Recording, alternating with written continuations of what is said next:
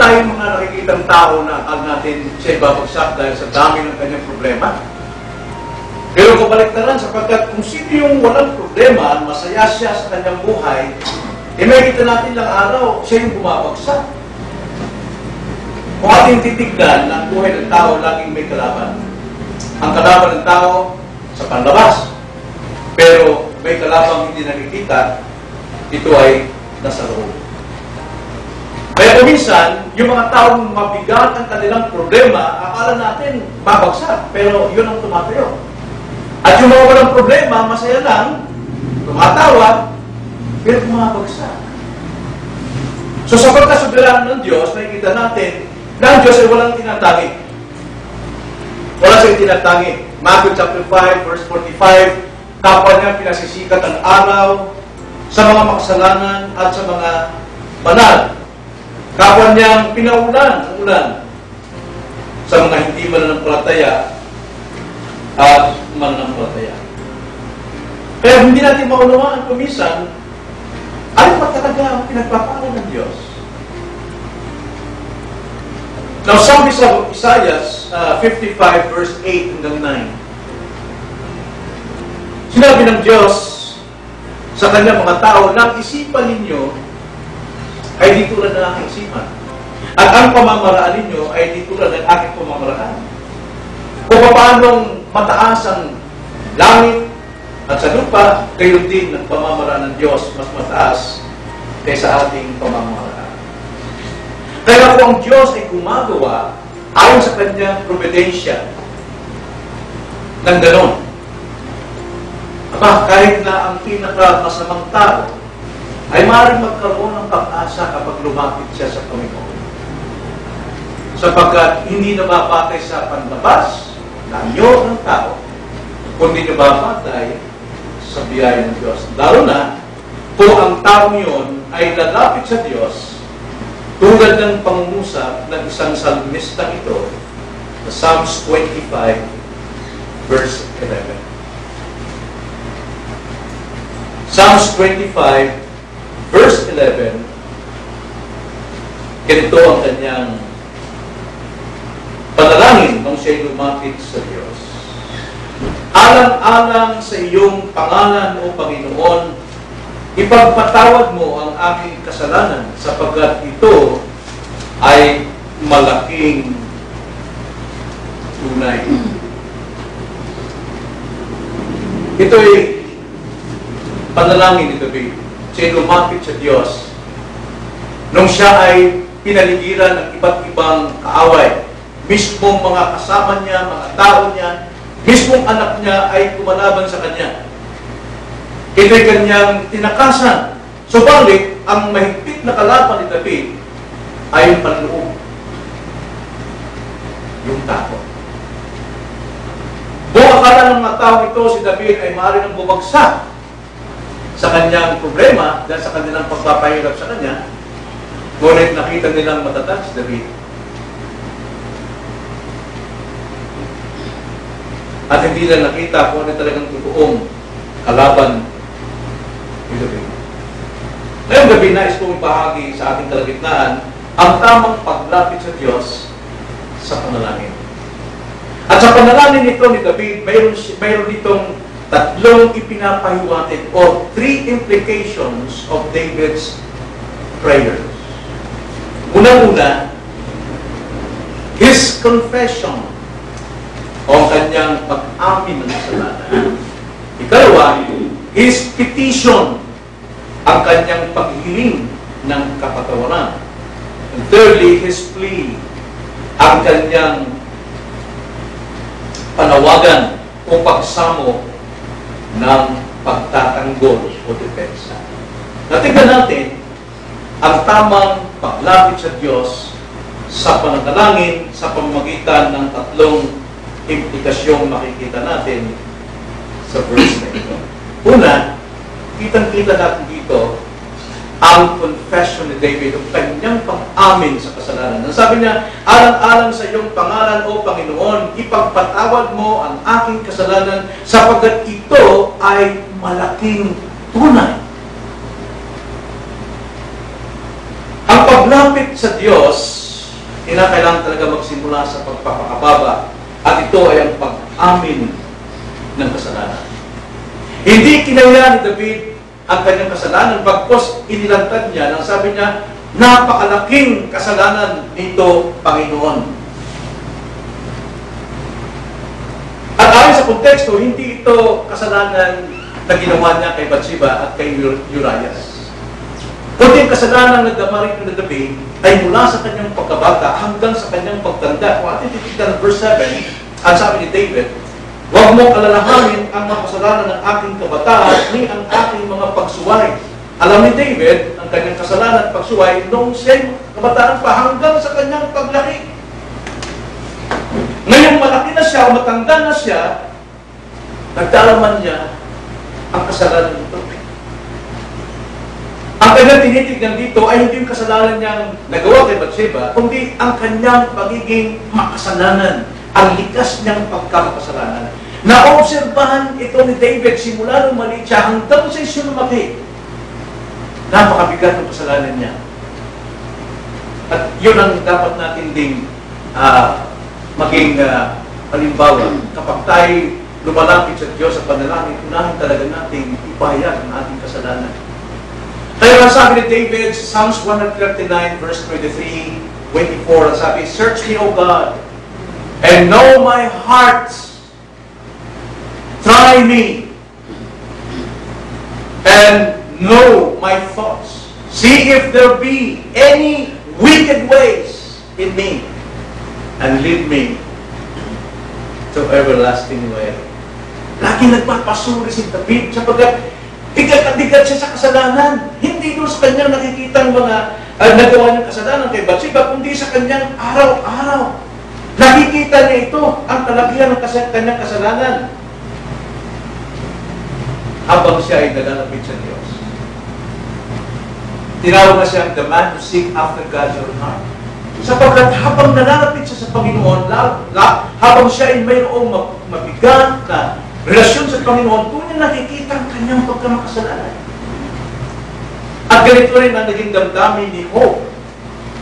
Si Job sa simula sa chapter 3 ng kanyang aklat hanggang chapter 40, masyadong mayabang si Job doon. Isinumpapangan niya ang kanyang kapanganakan at yung araw mismo, nung gabing mismo siya ay nilikha o ginawa ng kanyang magulang, isinumpa niya yun. Pero nung makipag-usap ang Diyos sa kanya, face to face, kinausap si Job. At nalalapit ang Diyos sa kanya, ang sabi niya sa chapter 40 verse 4, oh, nakita ko ang aking pagkamakasalanan. Ako'y walang karapatan magsalita laban sa Diyos. Bakit? Malapit na sa kanya ang Diyos. Si Pablo rin, ganoon din ang kanyang sinabi. Na habang napapamahal kay Pablo yung kautusan ng Diyos, pinabasa niya ito. At sa kanyang pagbabasa, nauugat ang kanyang mga nakatagong kasalanan. Habang siya nalalapit sa kalooban ng Diyos, lalo namang nalalantad ang kanyang pagkamakasalanan. Kaya ang sabi nga sa Romans 7 verse 9, walang mabuti sa akin. Ito yung sabi ni Pablo sa mga taong lumalago. Ang sabi ni Pablo sa Romans 7:9, minsan ako'y nabubuhay, nahiwalay sa kautusan, subalit nang dumating ang utos, ay muling nabuhay ang kasalanan.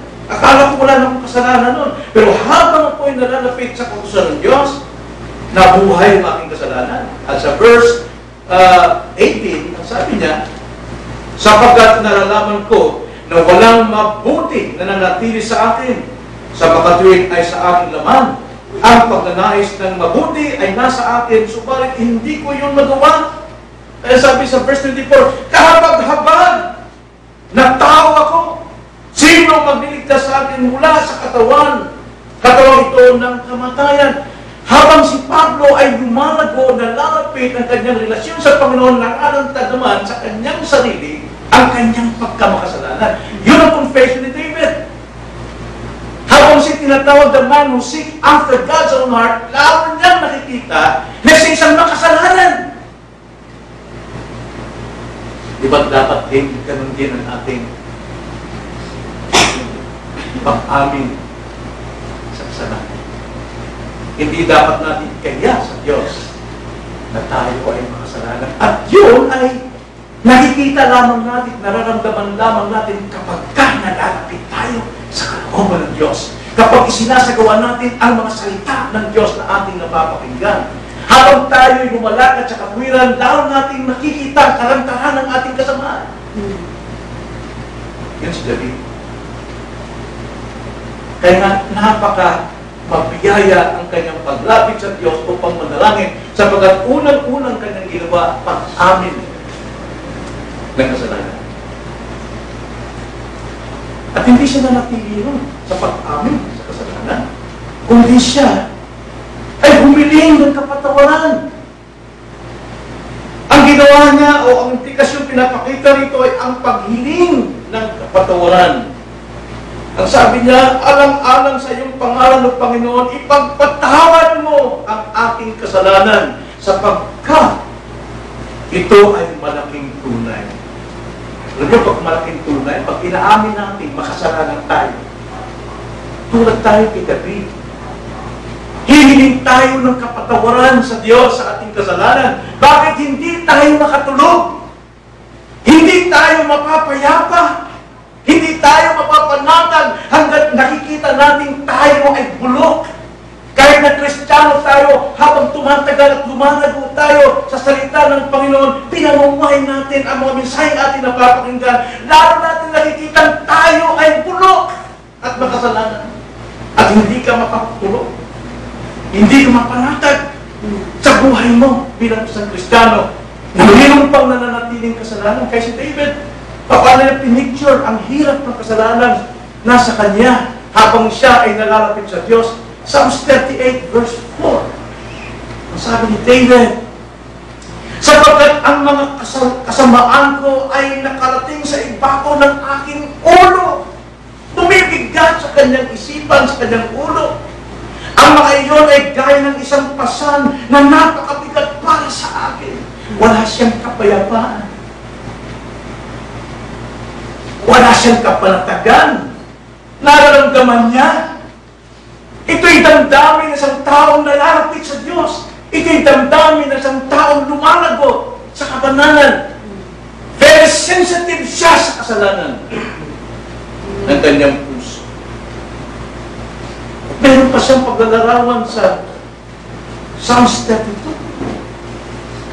Verse 3 and 4. Nung kanyang tahimik lang niyang tinatanggap yung kasalanan sa loob, yung kanyang kasalanan kay Bathsheba. Sabi, nang hindi ko ipinahayag ang aking kasalanan, nang hina ang aking katawan. Sa pamamagitan ng aking pagdaing sa buong araw, sa araw at gabi, ay mabigat sa akin ang iyong kamay. Ang aking lakas ay natuyong gaya ng sa init ng tag-arat. Sabi nga niya, ang bigat na iyong kamay, Panginoon, konsyensya, budhi ko, pakiramdam ko ang aking mga buto ay kinakain ng cancer. Sa tuwing sasamba sa Panginoon, tinatago niyang kasalanan, ang bigat. Wala siyang kapayapaan. Wala siyang kagalakan sa kanyang pagiging mananampalataya. Kaya sabi niya sa Psalms 51 verse 12, ang sabi niya sa 51 verse 12, ibalik mo sa akin ang kagalakan ng iyong pagliligtas at alalayan ako na may espiritong nagdanais. Wala siyang joy of salvation. Kung nararamdaman natin ito na parang nakakatamad ang buhay Kristiyano, walang challenge. Walang kagalakan. Parang routine na lang. Ganyan na naman, Sunday, ganyan, busy sa mangga. Walang nangyayari. Kapatid, isa lang dahilan, kasalanan.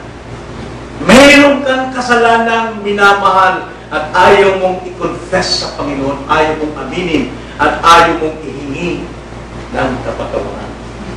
Si David, ito ang kanyang pag-picture, yung hirap niya sa kanyang puso, ligalig siya. Wala siyang kapayapaan, wala siyang kagalakan sa kanyang relasyon sa Panginoon. Sumasamba siya, pero baliwala ang kanyang pakiramdam. Ang pakiramdam ni David, tulad siya ng damdamin ng isang makasalanan, isang masama. Ang isang masamang tao tumatawa sa panlabas, pero kanyang totoong puso't kaluan ang bubulok, hindi siya makatulog. Ito yung sabi sa Isaiah 57, verse 20. Kung ano yung damdamin ng isang taong masama. Yun ang pakiramdam ni David. Hanggat hindi niya na-confess at hindi niya natanggap ang kapatawaran mula sa Diyos. Isaiah 57 verse 20, sabi niya, ngunit ang masama ay parang maunos na dagat, sapagkat hindi matatahimik at ang kanyang tubig ay naglalabas ng burak at dumi. Ang kanyang buhay, ang kanyang pagtuo, ang kanyang mga salita, ang kanyang mga plano, ay lumalabas dito yung panay burak at dumi. Wala siyang kapanatagan. Ang gagawin niya, puros pagkukunwari sa harapan ng tao. Kaya napakalaga po na hindi lamang tayo umaamin ng ating kasalanan sa Diyos, kundi hindi natin na tayo patawarin. Alam natin, sa mga nabubuhay sa biyaya, 1 John 1:9, if we confess our sins, and to God He is faithful and just to forgive us and cleanse us from all unrighteousness. At hindi pa dyan nasiyahan si David sa kanyang pag-amin ng kasalanan at sa kanyang paghingi ng kapatawaran, kundi humingi pa siya. Siya ang nagsumamo ng pagtatanggol. Talagang sinasabi niya, ipagtanggol mo, Panginoon. Sabi niya sa ating text, sabi niya, alang-alang sa iyong pangalan, O Panginoon. Humingi siya ng pagtatanggol mula sa pangalan ng Panginoon. Alang-alang sa iyong pangalan. Hindi nagtanggol si David sa liit ng kanyang mga nagagawang kasalanan. Hindi niya pinagtanggol ang mga magagandang bagay na kanyang nagawa sa karihan. Ang kanyang magagandang bagay na nagagawa sa trabaho, sa kanyang pamilya, sa kanyang sarili, sa kanyang paglilingkod. At hindi rin siya nagtatanggol sa lalim ng kanyang pagmamakaawa. O Panginoon, hindi yun ang kanyang pagtatanggol. At hindi rin niya pinagtatanggol yung init ng kanyang panawagan sa Panginoon na ako yung patawarin. Kundi ang kanyang pagtatanggol ay alang-alang sa pangalan ng Panginoon. Dahil kilala ni David ang Panginoon. Dinescribe niya ito sa Psalms. Ang Diyos na kanyang tinatawagan ay Diyos na mahabagin, maawain, maunawain, kahabagan. At siya yung kanlungan ng mga taong nanghihina at humingi ng tulong. Hindi siya pababayaan ng Panginoon. At kapatid, yun ang sinasabi ni David sa kanyang Diyos sa paglapit niya upang manalangin. Ganun din naman tayo. Ganun din tayo. Kaya mayroon tayong prayer meeting sapagkat humihiling tayo sa Diyos. At kaninong pangalan tayo humihiling? Sa pangalan ng ating Panginoong Hesus. At ang ating Panginoong Hesus ay nangako na kung tayo hihiling sa Diyos sa Kanyang pangalan, ipagkakaroon niya. Hindi naman sabi ng Panginoong Hesus sa John 14. Pangako ng Panginoon Hesus. John 14 verse 13 to 14. Hindi naman sabi. At anumang hingin ninyo sa aking pangalan ay aking gagawin upang ang Ama ay maluwalhati sa anak. Hindi sinabing upang kayo ay guminhawa. Hindi, kundi ang Ama ay maluwalhati sa pagbibigay niya ng katugunan sa ating kahilingan. Verse 14, kung kayo'y humingi ng anuman sa pangalan ko, ay gagawin ko. Kung ang Panginoong Diyos sa panahon ni David ay hinihingihan ni David ayon sa kanyang pangalan sapagkat ang Diyos noon ay mahabagin, Diyos noon ay maunawain, ganun din, walang pagbabago sa Diyos natin. Mismo ang Panginoong Hesus na ang nangako na kung tayo humingi sa Diyos sa kanyang pangalan, ito'y kanyang gagawin. Amen. Kaya, ano ang ipinapakita rito sa atin? Ang unang-unang ipinapakita rito, gaano ka man kamakasalanan, gaano makatindi ang iyong nagawang kasalanan, abay mayroon kang pag-asang lumapit sa Panginoon. Mayroon kang pag-asang tininggin sapagkat kung aaminin mo ang kasalanan at hingin ang kapatawaran at pagsumako ayon sa kanyang pangalan, Magugulat tayo. Akala ng mga tao bagsak na. Pero totoo, nakatatid. Pero akala ng mga taong di matatag, hindi nakikita, wala siyang problema, nakikita sa panlabas. Pero hindi niyang problema pala yung pandoo ang kanyang kasalanan. Ilang araw lang, makikita mo bagsak. Kaya nga, gaano man tayo gawa ng kasalanan sa Diyos, may pag-asa tayo na makatanggap ng biyaya ng Panginoon. At para naman sa pinakamalagong Kristiyano, masabi natin yung pinakamalapit sa Diyos. At siya nakatanggap ng biyaya ng kapayapaan, kasaganaan mula sa Diyos, wala siyang dapat ipagmalaki. Sapagat ng Diyos ay hindi tumitingin sa iyong panlabas na gawan, kundi tumitingin ang Panginoon Kristo para sa kalawatian ng Ama, hindi para sa iyong kalawatian. Wala tayo dapat ipagmalaki. Kaya bawat tao sa kalagayan, anumang kalagayan, ay dapat mag-ingat ng anumang anyo ng pagmamataas, kayabangan, at kahimutan. Dapat tayong lumalapit palagi sa Diyos araw-araw na mayroong kababaan, mag-amin ng kasalanan, hingin ng kapatawaran, at hingin ang depensa ng tao. Tayo na. Panginoon, salamat po sa inyong pong masalita na kung saan nagbigay sa amin na pag-asa.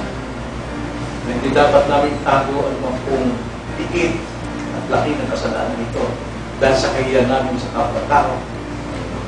Ito, ang kasalanan ay hindi pinahiya sa iyo.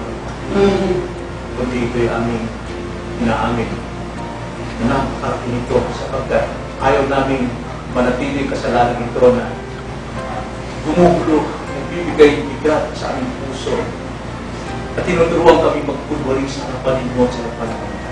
Nais namin makalaya at tawarin mo kami. At amin pong pagsasumamo sa inyo na kami yung tingin at patawarin alam-alam sa inyo. Ang dalangin sa